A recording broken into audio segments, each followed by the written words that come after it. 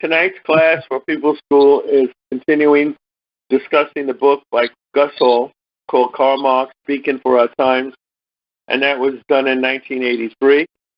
And it's a very good insight into the American Communist Party during the late 70s and early 80s. This book was dedicated to Karl Marx, how Karl Marx's work is the equivalent to today, can be used today. We're on page 50. It's called Dialectical Laws of Nature. Much is known and written about the laws of economic and social development, as well as scientific socialism. Much less is known and appreciated about how much Marx and Engels added to our understanding of the laws of nature to natural science. However, natural scientists are discovering that the more they probe the ways of nature, the more they learn about the dialectical laws that determine and explain all phenomena, nature, society, and consciousness. As Engels often noted, the process of discovering the laws of motion in nature is itself proof of one of the laws of dialectics. That is, there is an evolutionary process of probing and gathering scientific evidence. And then there are periods of explosive revolutionary leaps in scientific discoveries. In many ways, we are in one of those explosive periods in science. We call it the technological revolution, which is the result of great leaps in scientific discoveries. For example, scientists now have enough knowledge of the laws of living organisms, including genes, to proceed with the splitting of genes in order to create new forms and essence of matter. The new atom-smashing machines are now powerful enough to reveal new kinds of subatomic particles, including a particle with a single magnetic pole of attraction. This would seem to contradict the dialectical law of the unity of opposites. But on the other hand, it would tell the scientist to look for a particle with the opposite magnetic pole. Natural science may now be close to revealing possibly the most basic of all laws, the law of unity between the basic forces of nature, gravity, electromagnetism, and nuclear forces. These are ever deeper insights into the essence of nature, but the dialectical laws hold up. Why Marx still lives. It becomes clear why the ruling class rage against Marx has never subsided. They are angry, puzzled, and frustrated because they cannot comprehend why, after so many years and so many resources poured into the ideological war, Marxism still lives. Why, after decades of campaigns and crusades to destroy it, does Marxism grow in influence, prestige, and popularity? Why is Marxism timeless? Why does Marx, dead over 100 years, still speaketh? Why are more than one half of the world's peoples either building socialism or moving in the direction of socialism, guided and inspired by the science of Marxism-Leninism, or by members of political parties and movements who use this science? Why is Marxism-Leninism the main ideological current influencing the direction of human society? These are very pertinent questions. Certainly the answer is not because Marx called for the workers of the world to unite, although the slogan still expresses proletarian internationalism. The answer does not lie in Marx's credo. If one chooses to be an ox, one can, of course, turn one's back on the agonies of mankind and only look after one's own skin, although this is still a viable human concept. As we know, history's archives are chock full of social and economic theories, concepts, ideas, and philosophies, but they all gather dust, except for the great body of thought and action, Marxism-Leninism. To really answer the question as to why Marx is so vitally alive today, we must go back to the fundamental idea that Marxism-Leninism is a science that deals with the laws of all processes in life, social and economic processes, the laws of nature. The inner laws of capitalism that Karl Marx revealed so long ago have not basically changed today. In fact, as the contradictions in the capitalist system become sharper, as its parts wear out, as it becomes increasingly obsolete, many of the inner laws operate more openly, more directly. Therefore, they are much easier to see and understand. I don't understand Marx's credo if one chooses to be an ox.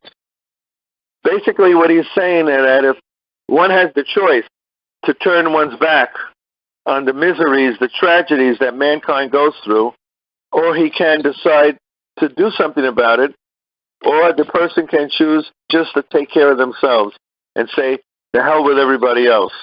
That's a choice. That's what Marx is saying, that people have that choice. Although this is still a viable human concept, that's all. It's a choice between, hey, it's me versus the world doesn't exist, or it's me and the world, and we exist together. Perfect. Thank you, Comrade. All right, we're going to go back to Comrade. The law of surplus value. Driven by a burning desire to do good, the struggle against injustice and exploitation, Marx, Engels, and Lenin focus their penetrating studies, energies, and organizing skills on the human society on the stage of history, capitalism. The 3 volumes of Capital by Marx and Engels and the volumes by Lenin lay bare the inner inherent laws, the ugly essence of capitalism. Capitalism is a burning expose of anti-human, brutal social system based on exploitation of the working class. It is a searing indictment of the laws of the drive for maximum private corporate profit. The 3 volumes of Capital make up a comprehensive handbook on how to fight the inhumanity and injustices of a system motivated solely by the greed of a small capitalist minority. It is Marx and Engels' great gift and legacy to the workers of the world. Because it is absolutely indispensable to the working class, the law of surplus value, or the law of corporate profits, is worth taking a closer look at, because it exposes the source of corporate profit. Thousands of volumes have been written in an attempt to complicate, to distort, to cover up this law. When Marx proved that nothing is added to the value of product in the process of buying and selling, and this, therefore, cannot be the source of profit, the questions sharply emerged. What then is the source of corporate profit? The exploiting ruling class has never forgiven Marx for exposing forever their most guarded and sacred secret, the source of their ill-begotten wealth. Marx pointed out and scientifically proved that the profits of the capitalists can come only from the labor of the workers they hire to work in their plants and factories. The laws of surplus value operates very simply. The corporation pays the workers just enough so that they can continue living and working. The workers never get rich. Their savings are very small. But the workers produce much more than the value of the wages they get. This is the source of all profit. That is how the rich get richer and the workers get poorer. The workers produce all the wealth and the capitalists get wealthy. Let's stop there. This text seems to ring truer today than ever. because basically what's happened is there are these negative interest rates going around in Europe and things, and pension funds, such as the teachers' funds, they're being forced to invest at negative interest rates, which basically means if I'm going to give you $100 and in 5 years you give me 90, it's basically theft from working people. A lot of times in my economics classes or talking to people, business owners, etc., they justify surplus value as saying that it covers costs of other things like advertising, bringing products to market, etc. So how is that justification not valid? The next paragraph goes into that. Let us say it requires 4 hours of labor for the worker to produce what he needs to live and work. However, in most cases, the worker works an 8-hour day. Thus, the capitalist uses the worker's labor power for the full 8 hours, which means he gets 4 hours clear profit from the labor of the worker. We can see how important this law is when we translate hours into dollars to measure surplus value or profit. If a worker produces $24 worth of goods in an hour, the value of an hour of labor is $24. If the worker is paid only $8 per hour, the extra going to the boss is $16, and the rate of surplus value or profit is 200%. In terms of hours, if the worker is working 9 hours, they are working 3 hours for themselves and 6 hours for the boss. Surplus value is the gross profit of the capitalist class. It is profit before dividing it up among the stockholders, the banks, landlords, and corporate brass. Understanding this key law of where corporate profits come from is critical because U.S. monopoly capitalists have surpassed all other exploiting classes in history in raising the rate of surplus value, in increasing brutality the rate of exploitation of labor. It's using the word profit and surplus, but I wanted to mention for comrades, go and research profit of alienation, because I don't believe that this book specifically mentions it, because what we're speaking about is a direct correlation to what is known as profit of alienation, because there is a difference in paying a premium on a product, and that premium is not always from profit of alienation, because before you're all the way transitioning to a higher social society, there has to be surplus to cover machinery malfunctions and so forth, but that money isn't held by one person. From my understanding, collectively owned by workers' councils or even the state. So I just wanted comrades to research Profit of Alienation by Marx. I want to add to that. It's very good. Thank you for bringing that up, comrade. The idea that there is no profit under socialism is incorrect. How does the government subsidize bread, transportation, education, medical services, housing, cheap housing? The money has to come from someplace. So it comes from the profit of the goods. But as comrade said, it does not go to a board of directors or shareholders as it does under capitalism. Instead, it goes back into the society.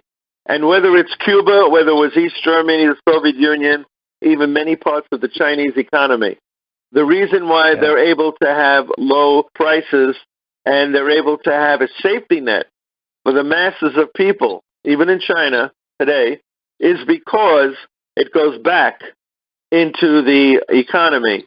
Now, centralized planning does that. Any kind of deviation from centralized planning causes a problem, like the economic reforms in Cuba, like the economic reforms in Vietnam and in China. That takes money out of the coffers of the society because now it goes into the hands of individual corporations. Just wanted to clarify that a little bit. Continue. Today, out of a working day of 8 hours, the average worker works 2 hours and 9 minutes for himself and 5 hours and 51 minutes for the boss. Or to put it another way, for the rest of this year, the working class, those who are working that day, will work only for the profits of the corporations and to pay taxes. As Marx said, labor power is a commodity that is a source not only of value, but of more value than it has itself. Among themselves, the capitalists are very conscious of surplus value as the key to their profit.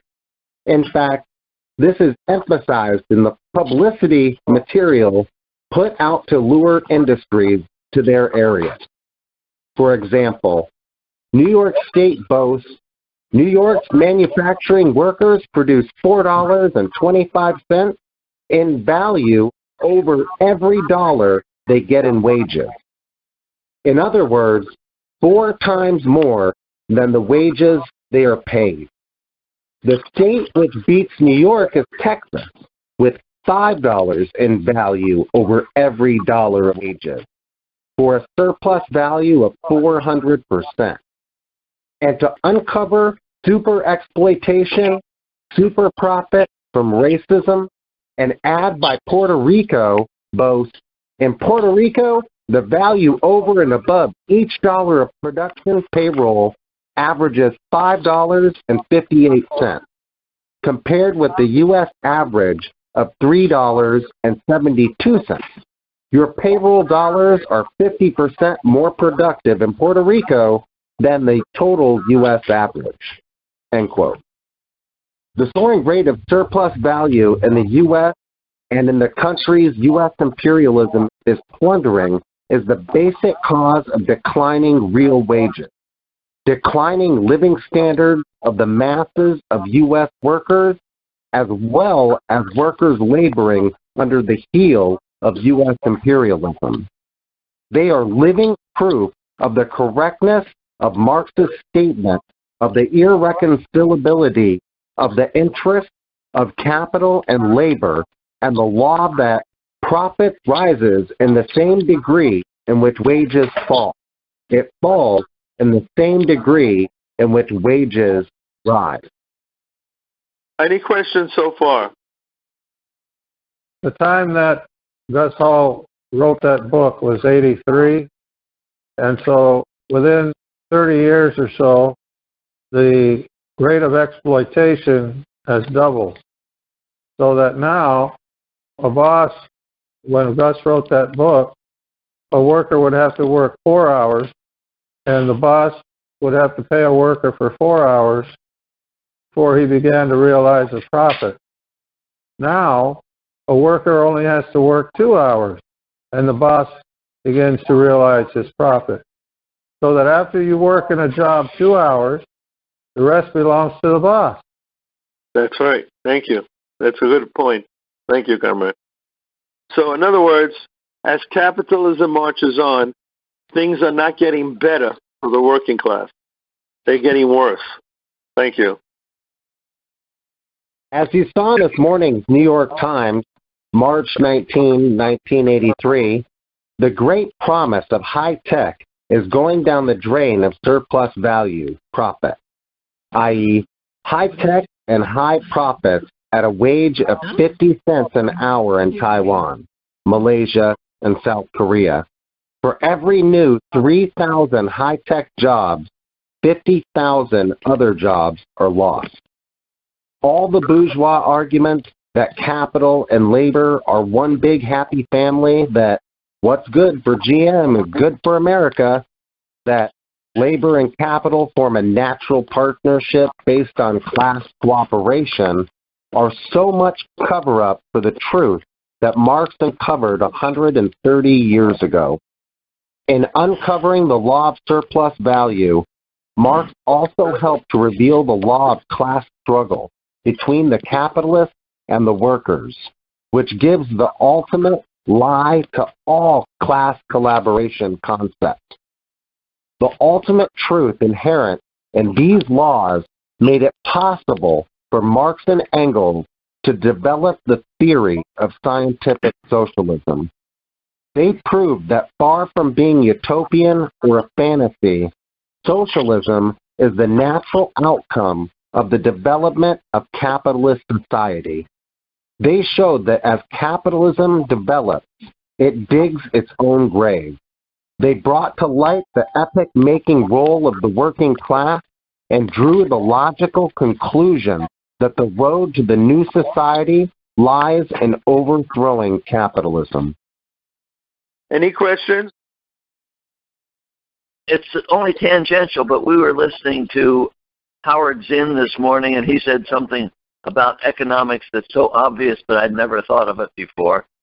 Namely, that free trade is just something that allows the powerful to benefit and the not so powerful to be subjugated. In this, it says, as capitalism marches on, it digs its own grave. The road to a new society lies in overthrowing capitalism. If it's digging its own grave, why do we have to overthrow it? That's a very good question. I've heard something like that my whole life. Marxists say it's inevitable that humankind goes through a period from the cave period to the slave period of Rome and Greece. From that to the feudal period of the Middle Ages, where you have serfs. From that to the period of Industrial Revolution and capitalism. So Marx then goes on to say, because of the contradictions inside capitalism with production of goods, and they're not able to sell the goods, and et cetera, then the next stage is socialism. And then the final stage, according to Marx, is communism. This is the scenario. So I've heard people say that if this is going to happen anyway, why should we waste our time making it happen? Would anybody like to answer that really good question? The whole capitalist system is built upon wage slavery and, of course, the oppression of different races. We all know that capitalism will soon fall because infinite growth is not quite possible. It's not an infinite amount of resources on this planet. Central planning and the dictatorship of the proletariat will save us from this, of course, but we must fight for that because even though capitalism's fall is inevitable, we cannot just look back and say, well, the suffering is just a suffering. It's inevitable, so we must wait. We must always be ready to act and be vigilant in case the death throes of capitalism brings bloodshed, such as the rise of fascist militias, because fascism is capitalism in decay. Thank you, Comrade. Very good. Obviously, we should fight for the working class and end the system as soon as possible. But my question is more centered on the contradictions inherent in capitalism leads to its own demise. We know that. However, why hasn't that demise happened yet? Because I don't think the contradictions have ever been more apparent than they are today. In addition to this manipulation of the numbers, which has been going on since 2008, what we're seeing now is there's something called negative interest rates, where banks pay you to take out a mortgage or a loan. And what's happening is pension funds, which is basically people who save money, common people, not the rich people, but the common people. And we save money. And there are these different funds and things. It's where you put your money to save. And so with these hedge funds, what do you want to call them, pension funds?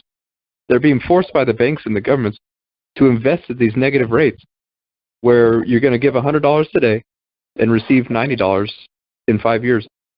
That's how they keep the system going. They just keep taking, but soon, you're right, it will come crashing down. I want to add to that. There's another aspect of this, and that is what happened in the Soviet Union. It's very important. Marx said, this is according to Marx, in my opinion, history proved them correct. Here's what he said. There's going to be ebbs like an ocean on a beach. There's going to be ebbs and there's going to be flows. The water's going to come in and the water's going to go out. And each time the water comes in, it's going to last longer than each time that it goes out. So the Paris Commune in France was the first attempt of the working class to take over. That lasted 70 days. The second attempt was the Bolshevik Revolution in 1917, and that lasted over 70 years. So there's the ebbs and the flows. The next time, it's going to last longer until eventually it'll be forever, that particular economic system of socialism. I just wanted to add that. What's the need for a party and a working class movement if capitalism digging its own grave? And the response is, I think that phrase that socialism is inevitable, without dialectical materialism, we come to inaccurate conclusions. When I was in the Socialist Party USA, there's people that said there's no reason for a party, there's no reason to organize, we'll eventually have socialism. That's not true. What Marx means is, through the contradictions of capitalism, working class people will inevitably come to the conclusion, if they're guided by science, to socialism. So socialism will happen as long as the contradictions of capitalism exist. And this idea that capitalism will inevitably transition to socialism doesn't happen on its own. Capitalism does not transition itself into socialism. You need working class people to do so. Right, and that's the difference between Lenin's contribution to Marxism, the theory of vanguardism, the vanguard party. That's correct, comrade. Thank you. Okay, we're going to have to call it close to the class. Thank you for watching this full-length class from the People's School for Marxist-Leninist Studies. For more information, or if you're interested in attending classes, visit our website, check out our YouTube channel, or email info@psmls.org.